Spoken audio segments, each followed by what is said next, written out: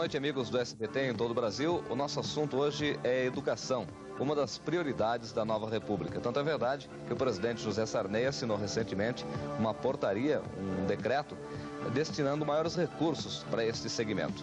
E o nosso convidado é o ministro da Educação, Marco Maciel. Nessa missão de entrevistá-lo, estamos ao lado do diretor de jornalismo do SBT, o jornalista Arlindo Silva, Humberto Mesquita e o Vitor Paladino, que é o nosso convidado.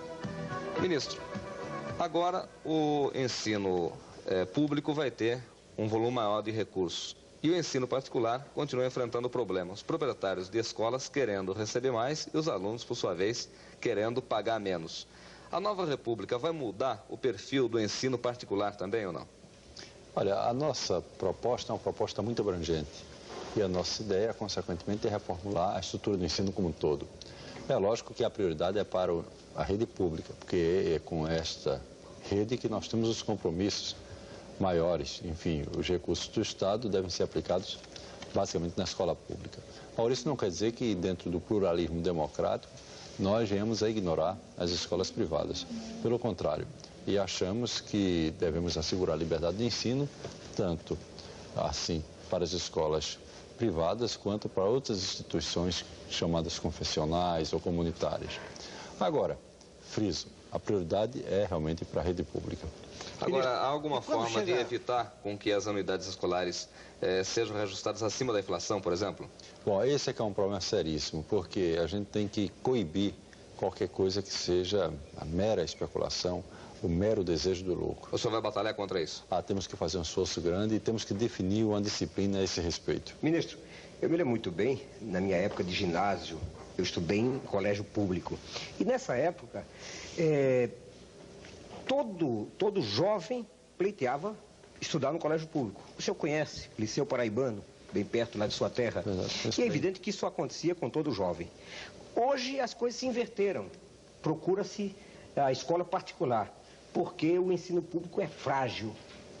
Isto se deve a quê? A esses anos de ditadura, do qual o senhor, de certa forma, participou? Olha, eu diria que aí são múltiplas causas. A primeira, naturalmente, é que a rede pública não se expandiu adequadamente. As escolas públicas no Brasil, talvez a falta de recursos, a falta de considerar o ensino como realmente prioritário, fez com que a rede pública não acompanhasse o crescimento da população. De outra parte, também, o que aconteceu foi o fato da expansão da rede privada por interesse aí, em alguns casos, de lucro. Vamos falar claro.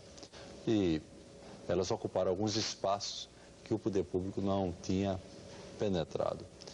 E, por fim, eu quero dizer também que, em parte, isso deveu também um pouco à posição da igreja, sobretudo da igreja católica. A igreja teve um papel muito saliente, se formos olhar o desenvolvimento histórico do país, um papel muito saliente no ensino. E algumas confissões religiosas, como jesuítas, sabe, isso no passado, eles tiveram um papel salientérrimo na formação do país. Mas a igreja se retirou um pouco, saiu um pouco dessa área educacional por carências de pessoal, por dificuldades outras, e isso abriu também mais um espaço para o ensino privado, enfim, para o ensino não público e não comunitário. Ministro, é sabido que um dos grandes problemas, às vezes até com cores de drama, é o custo dos livros escolares. Hoje em dia, os livros de um ano não servem mais para o ano seguinte, ou às vezes, de um semestre, não servem mais para o semestre seguinte, o que onera tremendamente o custo da educação.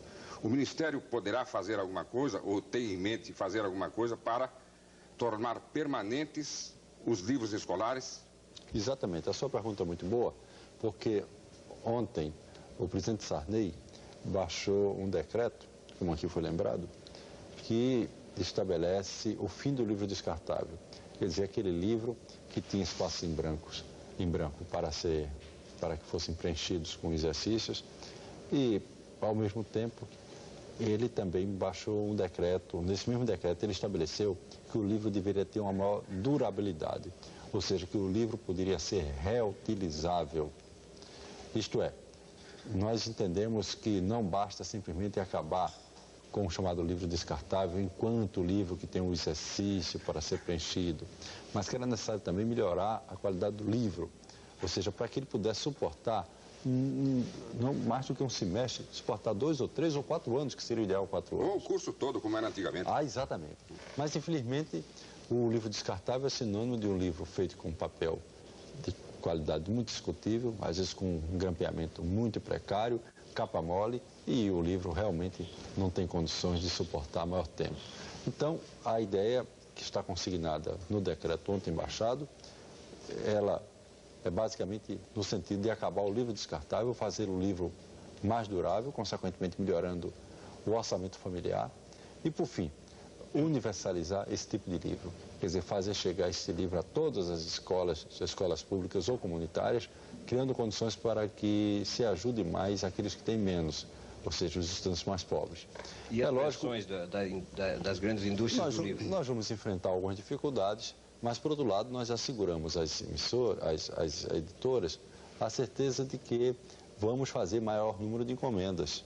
Porque a nossa ideia, inclusive, é também, na proporção que baixarmos custos e na proporção que o Estado puder adquirir o maior número para as suas escolas, para os seus alunos, certamente isso vai trazer dividendos diretos para as editoras, na medida em que elas poderão vender maior número de livros. Agora, outra coisa que eu gostaria de dizer para concluir, que eu acho importante, é que esses livros que serão colocados nas mãos dos estudantes pobres, estes livros serão escolhidos pelos próprios professores das escolas.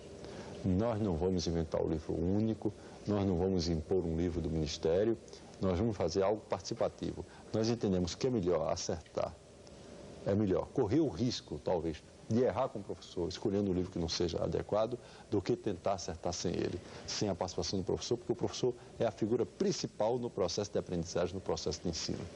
Ministro, o senhor está de acordo com o pagamento, por exemplo, de 2 matrículas numa faculdade no mesmo ano? Ou seja, termina um semestre, paga a primeira matrícula, em seguida, depois do outro semestre, outra matrícula que vem, inclusive, aumentar ainda mais e onerar o estudante universitário. É evidente que nós temos que fazer um esforço para assegurar todos o acesso à escola, né? E isso acho que é uma responsabilidade do Estado. Agora, é natural também que onde a escola não for pública, nós temos que fiscalizá-la adequadamente. Eu acho que toda a sociedade sentindo isso, que a escola não pode ser uma escola que tem apenas o objetivo do lucro. E em algumas, realmente, o único objetivo é esse. Não se assegura um ensino de boa qualidade, não se dá as mínimas condições para que o aluno realmente desenvolva as suas aptidões e, consequentemente, nós precisamos alterar isso. Agora, o caminho passa naturalmente por um maior investimento do Estado. Eu, quando falo Estado, falo todo o ordenamento político, jurídico do governo, né? para evitar isso que o Humberto Mesquita chama... Agora, o senhor é contra a empresa, a escola ou a escola, a empresa? Olha, não, eu sou a favor da liberdade de ensino. Eu acho que se nós queremos um processo democrático, nós devemos querer, naturalmente, que a escola privada possa conviver e que as pessoas, os alunos, até se quiserem, possam fazer essa opção. Agora, o que nós não podemos é deixar de assegurar a criança, sobretudo a criança carente, o acesso à escola. Não podemos deixar de assegurar o estudante o acesso à escola. E acho que esse acesso deve ser através do ensino público. Mesmo porque, ministro, existe um elevado número de universitários que não chegam a fazer a matrícula no 3º ou 4º ano e desistem na metade do caminho. Sim. O que o Ministério poderia fazer também para esses estudantes? Bem, eu pediria para o ministro um pequeno intervalo e respondendo essa questão a seguir.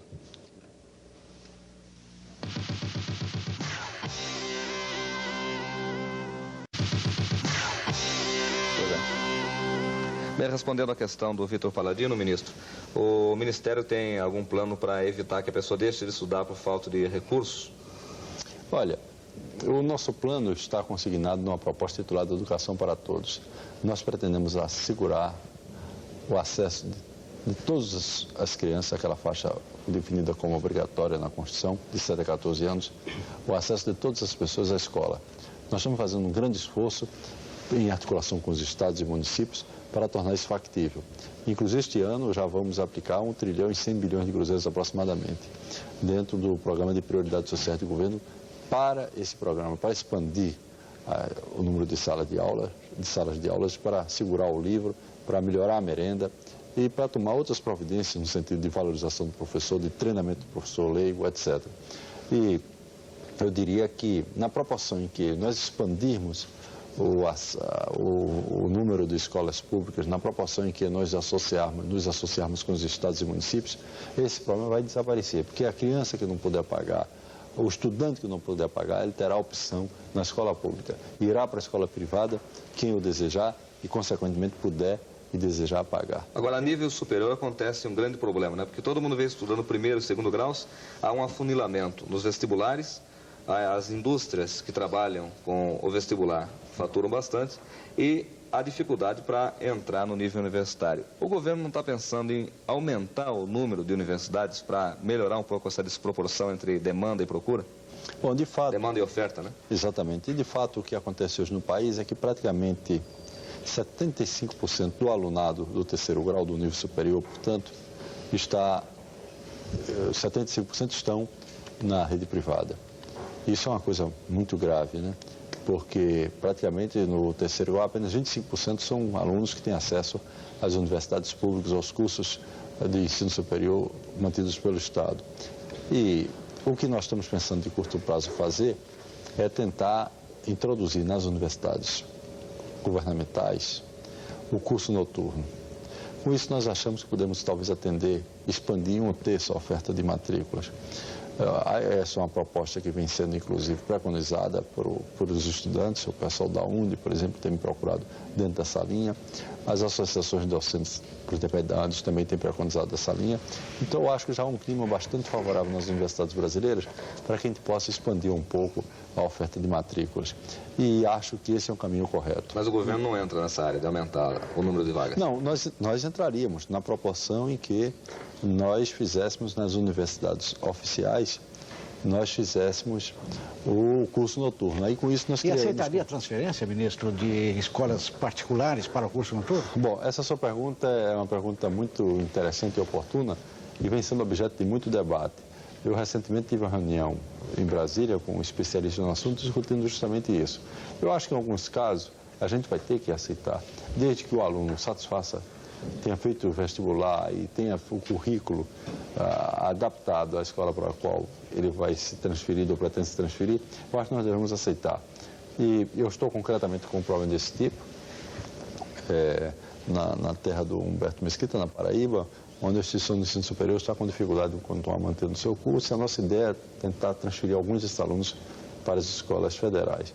E acho que o caminho certo será este. Ministro, pulando um pouco de educação para a política.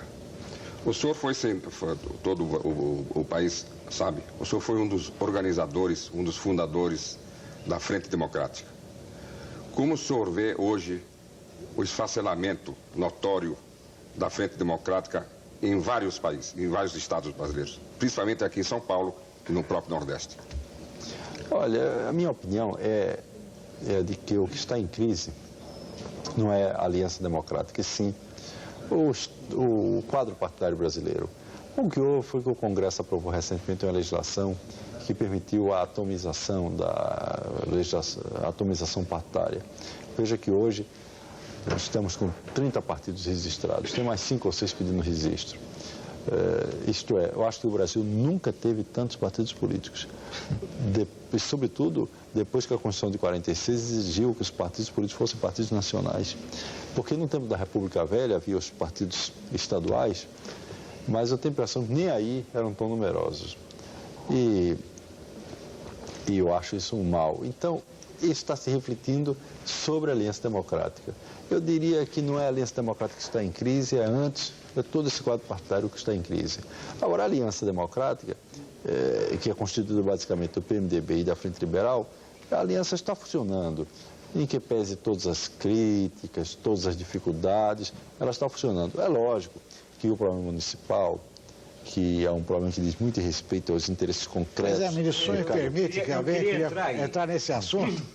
Porque alguns ministros apoiam uns candidatos, é isso? Não vou me referir a nomes. Não. Mas tem ministros que apoiam um determinado candidato. e há outro ministro que apoia outro candidato. Como é que o senhor vê essa colocação? Eu queria até colocar um pouco mais a fundo nessa questão. Quando o Jânio Quadros estava tentando o seu candidato a vice-prefeito, ele citou muitas vezes o seu chefe de gabinete, o Cláudio Lembo, o professor Cláudio Lembo. Parece que naquela oportunidade ele estava tentando conquistar dois ministros. De um lado, Olavo Setúbal, pelas ligações com o Lembo, e o ministro da Educação. Sabe-se agora que apenas Aureliano Chaves e o Olavo Setúbal se manifestaram. E o senhor está quieto, tranquilo e não fala nada. É a oportunidade do senhor falar. Não, a minha opinião é a seguinte, é de que esse problema local, municipal, é um problema que deve ficar a cargo de cada comissão regional. A nível nacional, nós devemos dar, como demos, a liberdade para que, a nível regional, o partido escolha a sua melhor opção de acordo com as peculiaridades e os sentimentos de cada área. É assim que o senhor vai agir em Pernambuco? Bom, eu só falo... não, aí eu vou fazer uma distinção. A nível nacional, essa foi a nossa orientação para as secções regionais. Agora, naturalmente, em Pernambuco, minha vida pública é feita a partir de Pernambuco. Quer dizer, não há político nacional. Todo político tem a sua raiz, sua base. Então, em Pernambuco, eu estou como candidato da Aliança Democrática. E aí isso me faz dar a oportunidade para colocar como é que eu vejo todo esse processo. Eu acho que nós só devemos, enquanto Frente Liberal, nós só devemos subir em palanque, essa é a minha opinião, e o partido vai deliberar sobre o assunto, nós só devemos subir em palanque onde nós tivermos candidatos próprios. E os temos em 14 capitais. Ou nos lugares onde estiver constituída a Aliança Democrática. Mas eu queria saber do senhor a sua opinião sobre o candidato Jânio Quadros. Não, ele é o candidato do meu partido aqui em São Paulo, o partido assim escolheu e, consequentemente, eu não tenho nenhum reparo a fazer a decisão. Agora, eu pessoalmente entendo, e essa é a minha posição, que eu só devo participar de campanha nas capitais ou nos municípios onde eu tivermos candidatos próprios, onde estiver funcionando a Aliança Democrática. Essa é a minha opinião. Agora, o fato de cada ministro apoiar um candidato não cria uma situação constrangedora entre o próprio ministério? Eu poderia, professor, responder a seguir.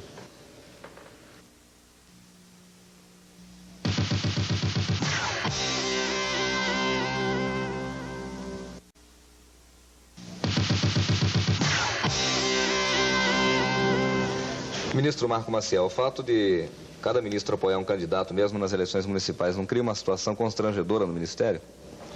Não, porque o presidente Sarney deu liberdade de ação aos ministros. E acho que aí, se nós estamos em um governo de coligação, de coalizão de forças, é natural que se respeite o espaço de cada um em função até das peculiaridades regionais ou mesmo municipais. Inclusive, nós achamos que esse é o caminho até mais correto, mais democrático. E o presidente deve ficar, inclusive, preservado como supremo magistrado do país e não interferindo consequentemente nos problemas locais, nem nas pugnas, nas disputas eleitorais. Agora, a minha posição, de que eu falava há pouco, a minha posição é uma posição pessoal que eu vou submeter à consideração do partido. Essa é uma tese que eu defendo.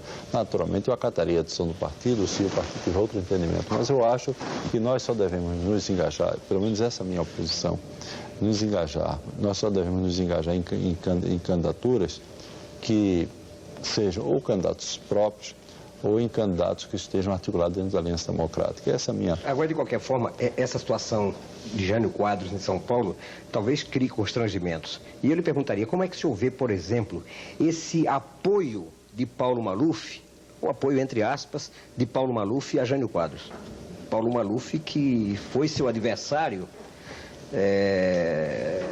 no estabelecimento da Nova República, nas eleições do Tancredo. E hoje me parece que estão juntos. Como eu acrescentaria só, Mesquita, e também o apoio, por exemplo, do ministro Aureliano Chaves ao mesmo Jânio Quadros. E o apoio também, segundo o Fernando Henrique, do Delfim Neto ao Jânio Quadros. Sim. E o apoio do Newton Cruz, segundo o Fernando Henrique. O senhor realmente saia dessa. Não, eu falava ainda há pouco que a marca dessa reforma partidária feita recentemente no Congresso foi a da pulverização, da atomização, até certo ponto, por dizer, da própria desagregação partidária. Então, quando estamos num regime fragmentário de muitos partidos, é natural que surjam os candidatos que fazem alianças, fazem grandes coligações. E é o que está acontecendo agora, os diferentes candidatos à Prefeitura de São Paulo e ocorre no restante do país, eles têm apoio de 2, 3, 4, 5, às vezes 6 partidos. Isso é um fato natural, sobretudo quando a gente vê essa dispersão de forças políticas, essa diástole de forças políticas que se opera em nosso país. Então, eu diria que é o que se passa com relação aqui em São Paulo. Os candidatos, todos eles estão com apoio de 3, 4, 5 legendas. E no caso dos dois principais candidatos, a gente observa isso de forma muito nítida. Agora, naturalmente, a legislação permite esse tipo de coligação, permite esse tipo de entendimento, não temos nenhum reparo a fazer.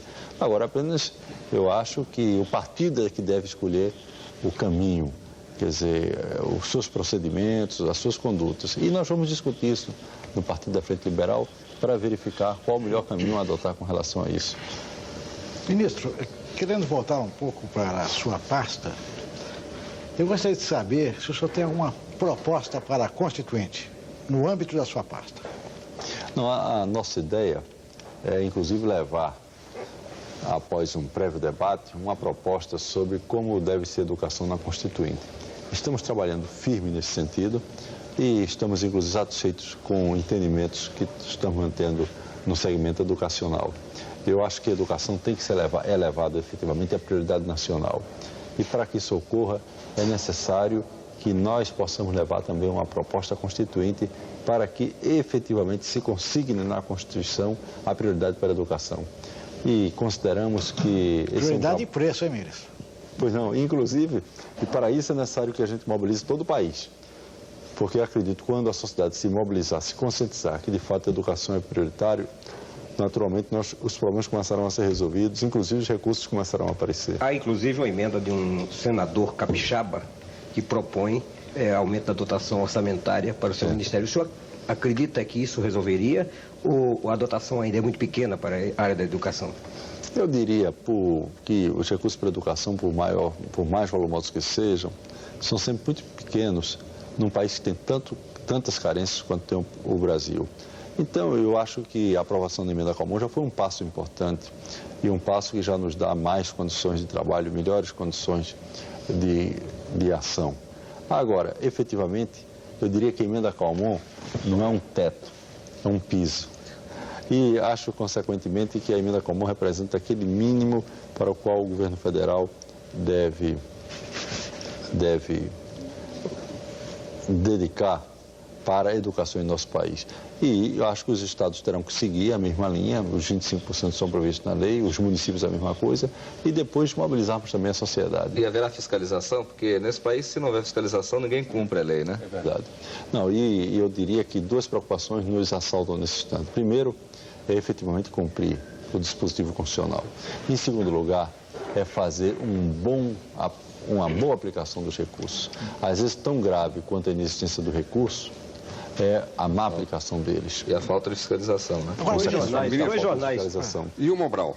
Sem dúvida foi uma instituição que prestou relevantes serviços alfabetizando milhões de brasileiros. Depois foi meio desvirtuado e agora está meio desaparecido, ninguém mais fala nele, não se vê a sua atuação.